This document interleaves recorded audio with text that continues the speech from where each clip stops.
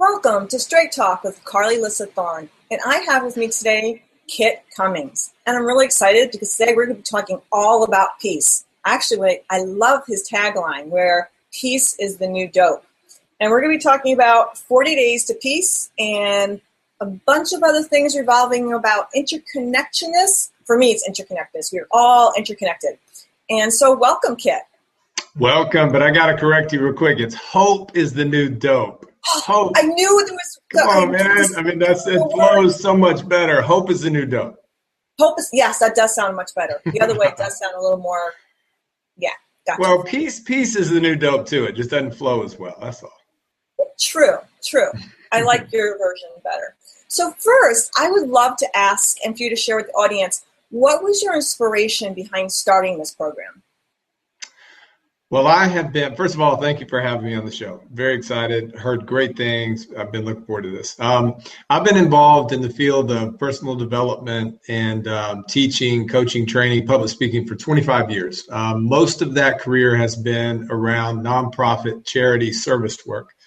And that's taken me a lot of places, gotten to travel a lot. But I love to speak, love to teach, love to coach and train, and love to develop people. And I'm big time into that and have been for a long, long time, about the same amount of time, personal development.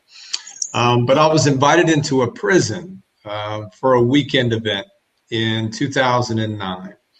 And something just happened. I connected. I'd never been into a prison before. Luckily, could have. But I went there for a weekend. I didn't know it was Georgia's toughest prison. I didn't know it was a violent, gang-controlled, very dangerous prison. I just knew it was a prison, and I connected with some men in there, and I kept going back to serve.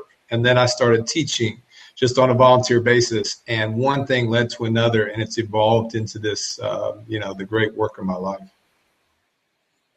So now a lot of people are like, why do you always ask this question? Because for me, I get the most crazy stories when I ask this question, or inspirational stories, whichever way you want to look at it, is the title behind your program. Because normally people would say, well, you say 40 days, and most of the other programs, to get clean or to change a habit is 30 days. What was your divine inspiration for that particular title?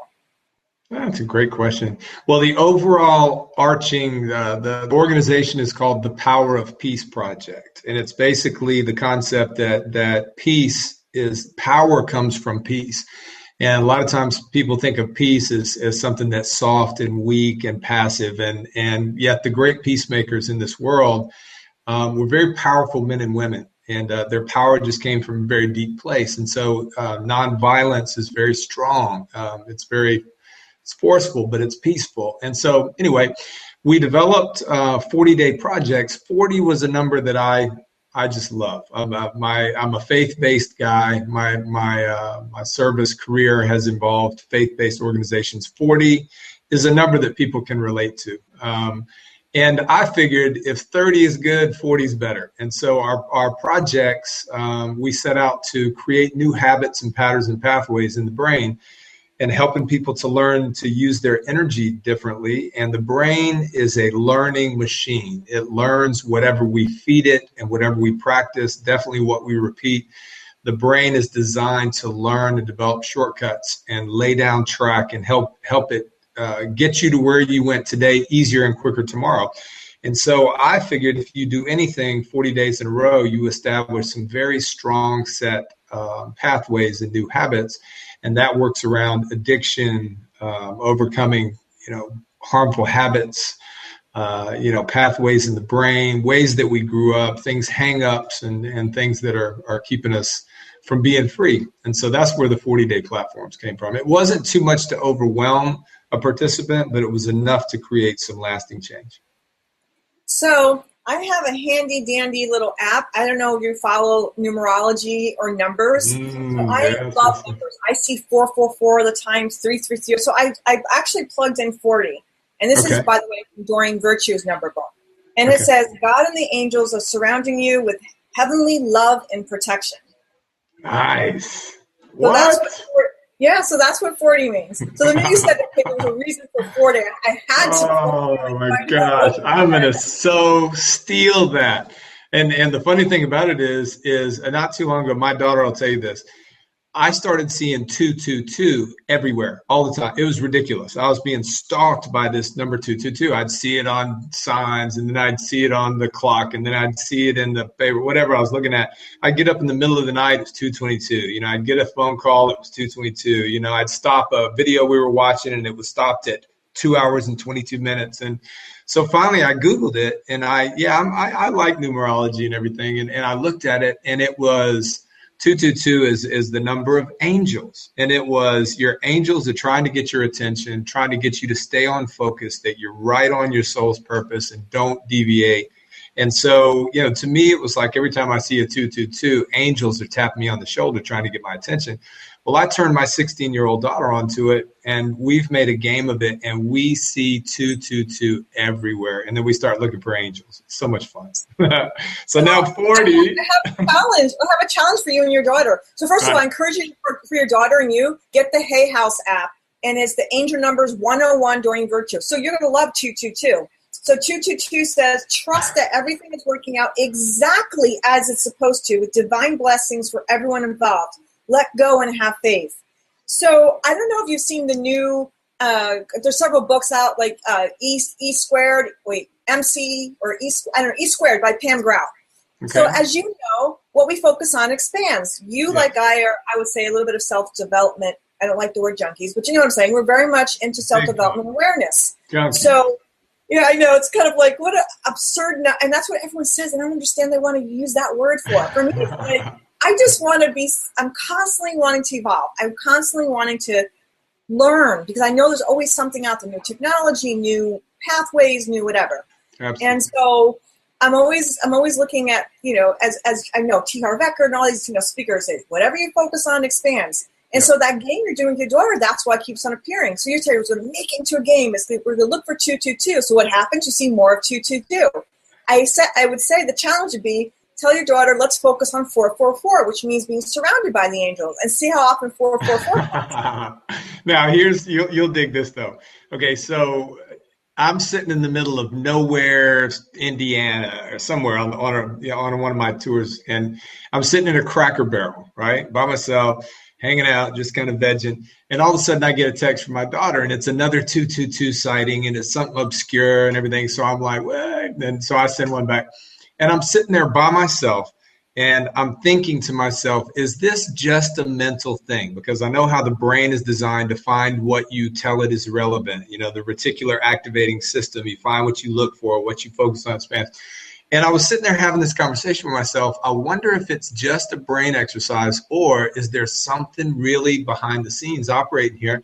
And I'm not kidding, Carly. As I was thinking that, this wonderful Cracker Barrel waitress walks by my table, stops by my table, and yells to the front, "We've got 2 on 22, just like that. And I thought, okay, now that is not me finding. That was like out of nowhere. I started laughing. I called my daughter. So, you know, something more. That was the universe bringing that affirmation for you. That yes. Exactly. This isn't us. This is, and that's why I always tell people, it's like, so many times we need to see A plus B equals C. How about letting go of having to know where something comes from and being open to the possibility that we are just this physical being in this physical world, on this physical planet. And when we actually choose to be open, things will actually come in exactly when we need them, the exact information we need at that very given moment. And so many times we so sabotage ourselves because we get frustrated with the how, the why, all these things. Now, the one caveat to this, though, and I know you know this, is The Secret. Although I love the movie, and it did open people's minds to the fact that there's spirituality and a lot more out there than we think, what it did not address is that I can't just sit here with my hands wide open and do nothing. I can't just go, please give me 222 and it shall arrive. It does take the intention. It does take the alignment with that intention, and it takes you actually taking actionable action steps. Absolutely. For example, in creating your program, you had an idea, you didn't sit on it, you didn't say, okay, God, give me the program, please, or angels or spirit, whatever that is to you. You actually went out and implemented it. Totally agree. And really, I think if you do understand that when an idea, an inspiration, a revelation, something comes to you, and it is, I believe, the universe evolves, and it's always constantly figuring out how to create more life and to do life better. And so I believe this, that when an idea comes to me and it's a moment of clarity and I see it, if I don't act upon it, then it'll go to somebody else and they will. I mean, the universe is going to birth what is best for this, evolution of our humanity, and also to heal the planet. So I'm in Philadelphia and I'm speaking. This is 2010. And I speak at this big event. It goes great. I'm standing in the back. I'm sweaty. I'm high. I'm just like in the moment, that's just been a great event, big crowd. And all of a sudden, the idea came to me, and it was a picture of Dr. King was put up on a big screen. And I was present, and I was aware, and I was ready to receive this idea. And it was so clear. It was, why don't we try a peace movement at Georgia's most dangerous prison on Dr. King's birthday? And I was already into 40 days, it's like, man, we could do it for 40 days, but it was right around the corner from his birthday. And I thought, why not? And so I had this little test group. And I'm talking, these are life sentence inmates, young gang members. I mean, it was perfect. White, black, brown. And I got them every Tuesday, and we did whatever we wanted to do anyway. So I tried this experiment, and magic happened. And see, the point you're making is, I didn't just have the idea and say, man, that's a good idea. And then, 2 years from now go, you know what? I remember when I had that idea, but I didn't do anything with it. I got on the plane back to Atlanta, and I started it was flowing. The ideas, the steps, the process, how we would do it, it just kind of arrived. And when I got back to the prison that next week, I began working on it. I didn't know what was going to happen, but what happened has brought me 5 years later to where, this has become a movement, and there's literally thousands of inmates in prisons in different parts of the country, and now students in high schools and communities that are actively involved in a peace movement for their generation. And we're seeing prisons where violence has dropped 50, 60, 70%. Because they're, signing these peace pledges, wearing these wristbands, taking a stand for peace, and bullies are becoming peacemakers. Gang leaders are starting to use their influence for peace. It's crazy. And it was that one idea, but you're right. I had to take a measurable step toward my dream before the universe was just going to magically show up and do what it was going to do. So something you said there, I think I also want to point out. You said, they're starting to become like these peace ambassadors, if you will. You also mentioned the wristband. And I think for people that are either, you need that extra little piece, I can't explain it, but having something, whether it be, a cross that means something to you, or I have this particular ring that has 3 words on it engraved that are constantly something I just want to be constantly reminded of, which is love, hope, and faith, right? Yeah. Or I have a few tattoos like you do, and they're a story for me. They're storytelling. There's constant reminders of the journey that I've been through to where I am now. Yeah. And I think those wristbands for some people, especially if it's revolved around something that's meaningful to them. Just for example, in AA, they have the chips. Yep. It doesn't matter what that symbology is. It could be the chip, or it could be a ring, or it could be the cross. That wristband for some people is so impactful because it's a tactile. And that's why I'm bringing this up. We are multi-sensory beings, and and that's why I was like, when we couldn't get the audio to work and technology was against us for those few minutes, I wanted to wait, because I get that people seeing your face is very different than listening to a podcast and just a voice, right? Right. And we're worried about tripping over each other. I can't see your lips. When do I keep on hearing him talk? And I want to say something, but I know if you see my excited face, you're going to slow down and let me talk, right? Yeah. And now, like, our energy and our body language, when my editor then pulls the voice out and creates the podcast, that podcast is so much richer, has so much more energy and vibrancy, that the people can actually hear our emotions and our body language, right? So it's the same thing with wearing like a wristband or whatever that symbol is. It's something that's tactile, so it connects the neurons in the brain to, I have this habit, I have this thing that I'm doing now on a consistent basis. This is my constant tactile reminder of that I choose to wake every day and do something that's peaceful. Absolutely. Yeah, very well said.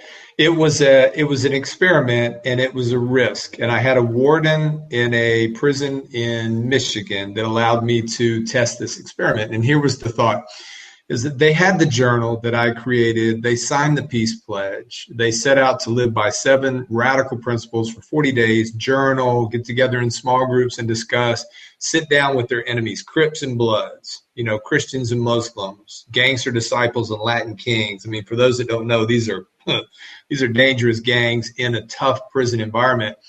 And so they've adopted the principles. They're doing it together. They're working through things, but I wanted there to be a symbol, something that they could put on. That was one, it was a reminder to themselves every day as they looked down of the commitment they had made. But also it was something that unified the group together so that when the Crip looked at the blood, they're both wearing the wristband, they knew that they were doing something together for peace. So that was big. But it also showed the whole prison yard that there goes one of those peacemakers. And I wondered, and this was a risk, would they be singled out and targeted? But the opposite happened. I started seeing that these guys that were wearing these wristbands were given a new level of respect, because I don't care how hard you are or how bad you are or how tough things are in that prison or in that school, in that neighborhood, everybody respects a peacemaker, whether they admit it or not. They just, because we're all born to live in peace, we know it. And even though we're not living that way, when somebody steps up and has the guts to say, I'm a peacemaker, they get a pass. And I started seeing that. And then it became a badge of courage, because in these prisons where we would do phase 1 and 2 and 3, you had guys walking through the yard with 4 and 5 wristbands on their arm, which meant that they were not only peacemakers, but they were veterans of the peace movement. And they started getting held up to a higher standard. And so we took that concept into the schools. And in the same way that back in the day when you were wearing a WWJD bracelet, you couldn't go cussing some kid out with a WWJD, or everybody would say, you hypocrite, take that wristband off. Or if you were wearing a Lance Armstrong Live Strong yellow thing and that you were, hating on some weak girl, it's like, come on, man, this is a movement for people who are ill. This became one of those where officers and teachers started holding the participants to a higher standard because you were wearing the wristband. And I'll say this last little story. Many stories like this, but one gang enforcer came to me and said, I was going to kill a guy, and I'd gone all the way across the prison to get him. And right before I went into where he lived, I looked down and saw that wristband, and I decided I couldn't do it because I couldn't do it with the wristband on. So I went all the way back across the yard to my cell. And by the time I got there, I decided I didn't want to do it, and he said, this wristband saved a life, and so I was like, wow. I mean, these guys, this is so important to them. I never knew, I never knew it was going to become this, but kind of crazy. I think too, it's because you gave something to them to hold on to. When you're, I know actually I've worked and consulted with some COs, and COs, for people that don't know, are correctional officers within the prison and what they deal with. And, obviously there's corruption on both sides. There's corruptions inside the prisons, and they're worried about shanks, which are, by the way, things people use to kill people. And then there's dirty COs as much as there's, like you said, the different gangs and all the stuff that's going on. And that guy obviously was looking to, have the shank and go use the terminology of shanking someone, right? So what I think you gave them, though, is by giving them something that was tangible, since there is so little, by the way, you and I know a little bit more about prison, what goes on inside. They don't have a lot of stuff they're allowed to keep because of threats of shanking people and or of hanging themselves. So, there's a lot of things that are taken away from a lot of people that are in there, whether it be shoelaces, sheets, depending on what spaces they're in or what what I'm talking about, right? Sure, so there's always different things. However, having the permission for them to be able to wear those, which I'm sure was a big thing, working through that, because, again, they don't allow you just to have anything, because it can be made into something or used for something. Correct. So you had to go through all these barriers. So the fact that that you got them in there, 2, that you got them to wear something and it was allowable, and it was something that was like, okay, yes, you're given, like the shirt, you're given this band, and yes, you have the right to wear it. I think that extra piece is something they were allowed to have, and it was okay to have. I think that adds into that respectability, because, again, there's only a certain amount of people that were allotted these. And in some way, the ones that don't have them, if they want to have that, Absolutely. everyone wants something somebody else doesn't have. They have to work and do something to earn that. That you totally understand. You've done either really, really good homework on this, or you're just totally intuitive, probably a little bit of both. I get that. My whole background is studying psychology, theology, and I actually, by the way, used to work in group homes with Down syndrome, autistic, but behavioral, really bad, biting, kicking, punching. So I've learned how to study lots of behavioral psychology, everything, and I also grew up overseas, so I've been exposed to, I left the States when I was like 5, came back when I was 14, all over Central South America. So I was constantly exposed to different cultures and violence, and violence resolution.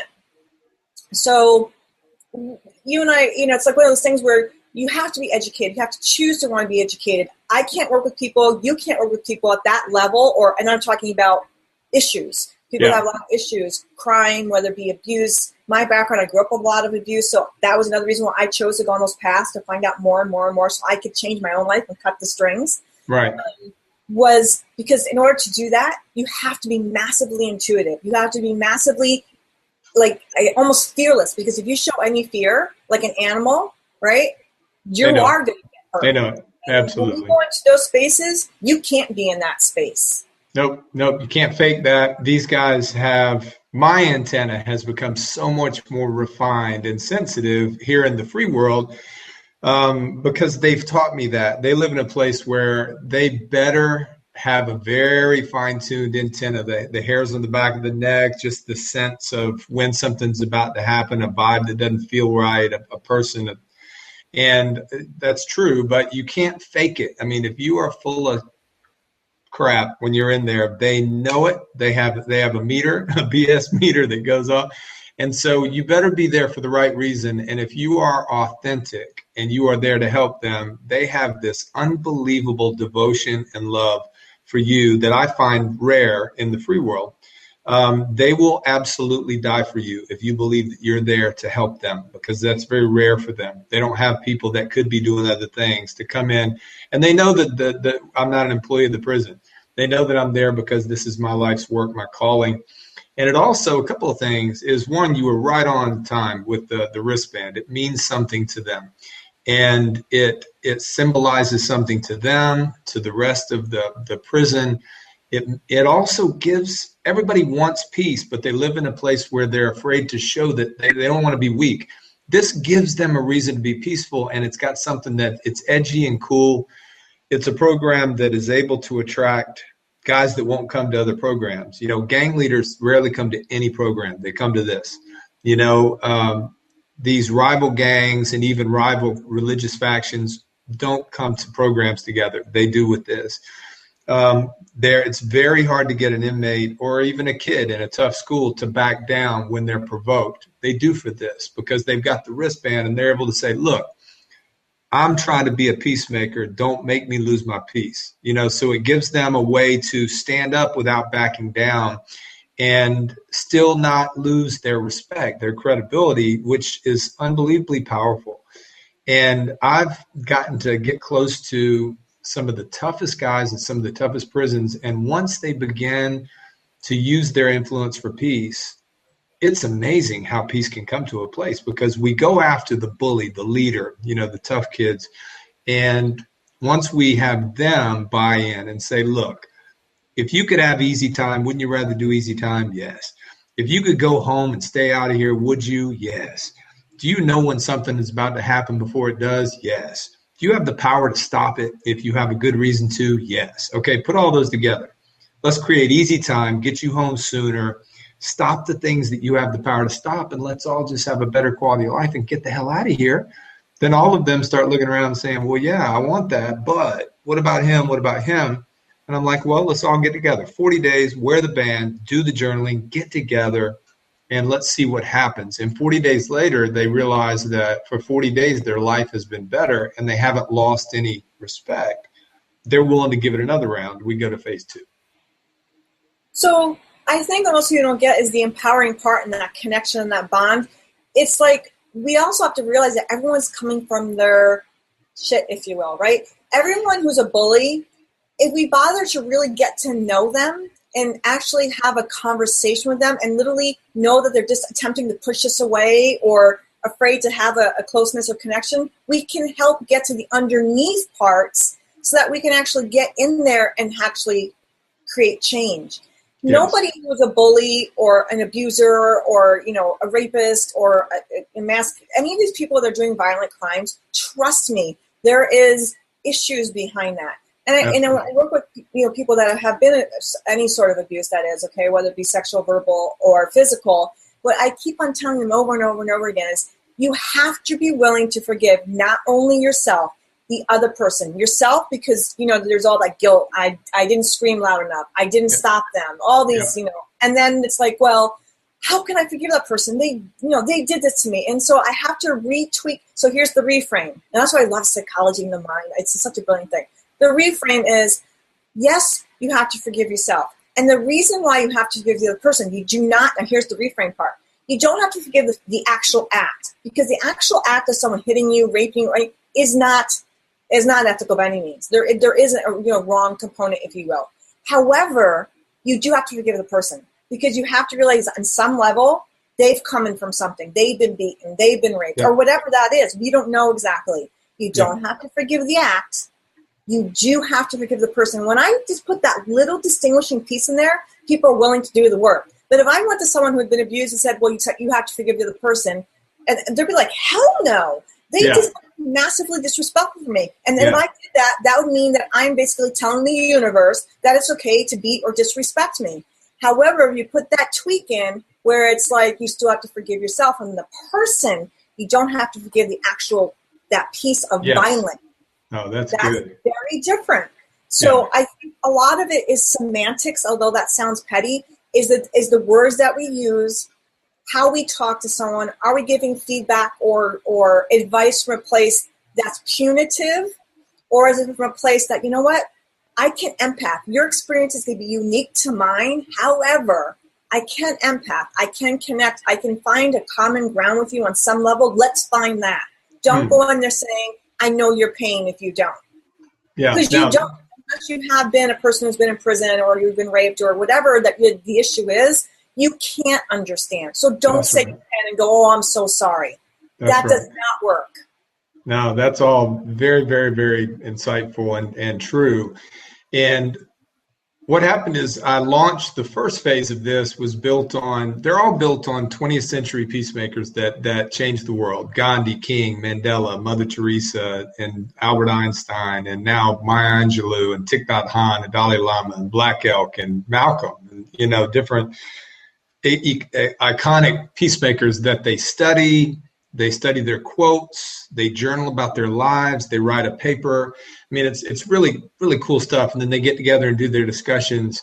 But what I found was when I was working, especially with the young offenders, and whether it be in juvenile corrections or the young guys in adult facilities, or now the big work is schools and middle schools out in the free world, or juvenile correctional facilities where they're still young enough and haven't done the big thing to send them away forever, is they couldn't handle these steps. It was be a peacemaker wherever you go. Don't disrespect anybody. When provoked, do not retaliate. When cursed, do not curse back.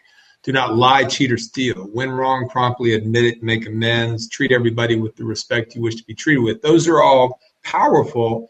And the older convicts jumped on it and amazing miracles happened. The younger convicts said, man, bump that. I'm not even trying to do that.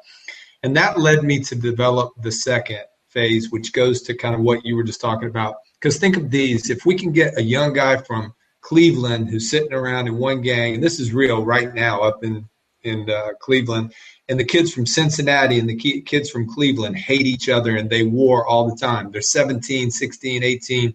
They're in prison together. But here are the steps that they commit to begin with is one, I will seek first to understand my opponent.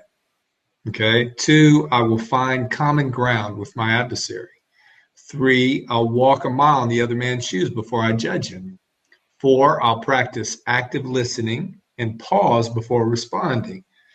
5, I will practice compassionate communication and use my influence for peace. 6, when wrong, I'll promptly admit it, quickly make amends. 7, I'll treat my enemies with dignity and respect, even when we disagree.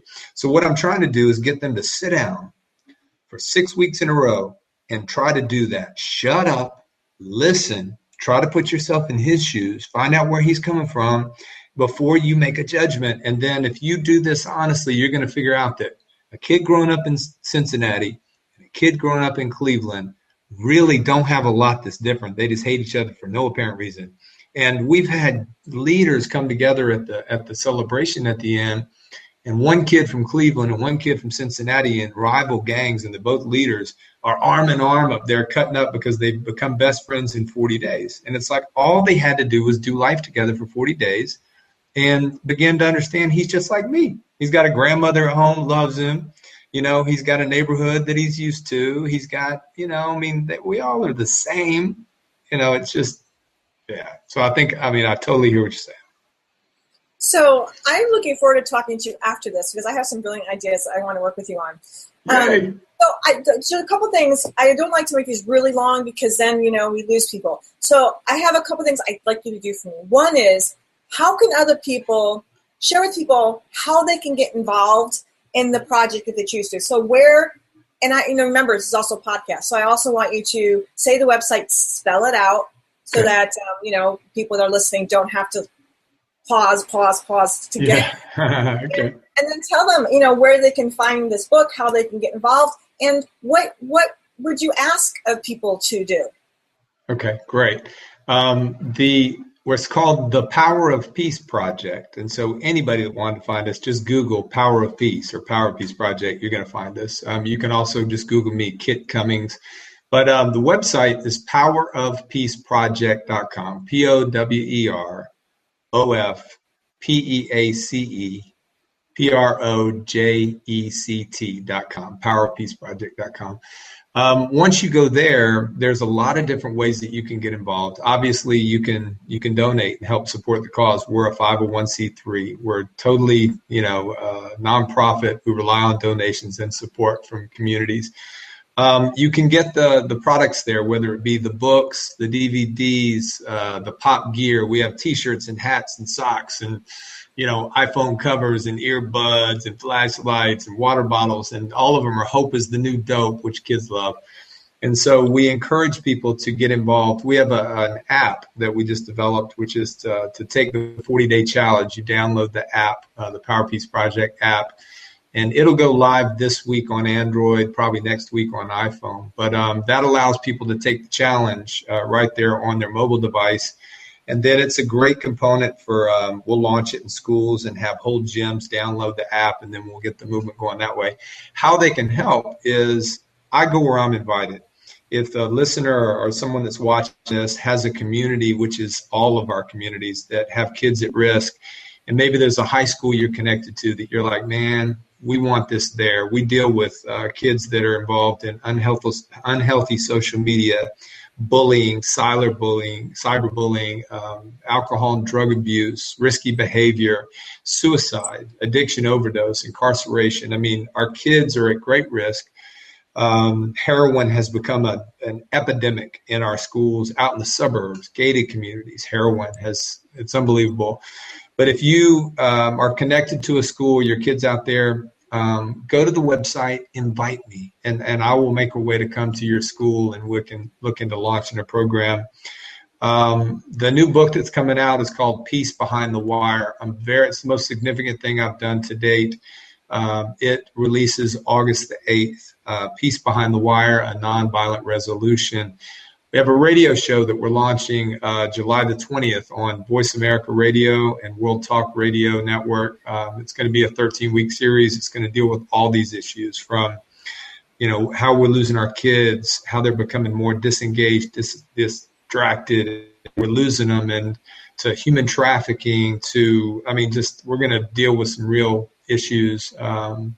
Want to invite people you and I can connect maybe afterwards on how we might be able to support one another on that. So we have a lot going on. People are hungry for peace. People are scared. The media has scared everybody to death. And the events going on in Baltimore and Cleveland and Ferguson and, now who knows where it's going to be next. we've got to get the conversation going with these kids, and before the next one happens. I agree with you. Absolutely agree with you. I look forward to exploring the next little project. I encourage everyone, please go check out Kit Cummings. And like you said, you can Google Kit Cummings, which is K-I-T, then C-U-M-M-I-N-G-S. He's all over the internet.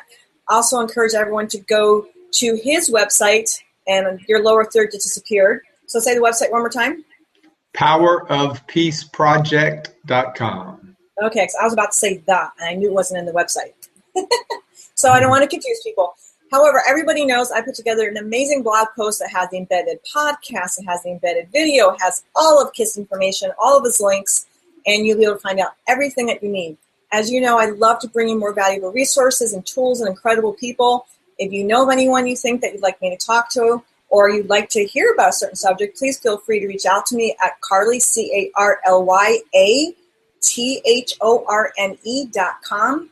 I'm sorry, at gmail.com, because it's all going to bounce to me anyway. And you can always find me at CarlyLyssaThorne.com, CarlyLyssaThorne.com. People always ask me, why don't you get a shorter URL? Well, because I'm in the entertainment business as well, Carly Thorne is another actress. And so we were fighting for each other's SEO on Google. So the minute I put my middle name in there, it made it simple. She has all her stuff and I have all of mine. And it avoided a lot of confusion where parties were contacting other parties. But yours is cooler. The three-name thing, Carly Alyssa Thorne, that sounds cooler than the other. I don't even know the other person. Who's that, man? I can't wait to talk to you when we get off this. Yeah, everything trilogies. And it comes from Cat, by the way. All my friends call me Cat. And my birth initials, by the way, are SOS. And you wonder why I changed that. Yeah, right?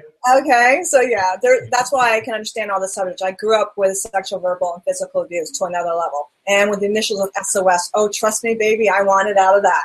Well, so think about how many things rhyme with Kit when you're a kid. There ain't a lot of good ones that rhyme with Kit. I got it all, man. Anyways, I love you guys. I love bringing you valuable content. Kit, thank you so much for joining me. I wish everyone a marvelous day, and I look forward to connecting with you next week. Have a great one, everyone. Peace.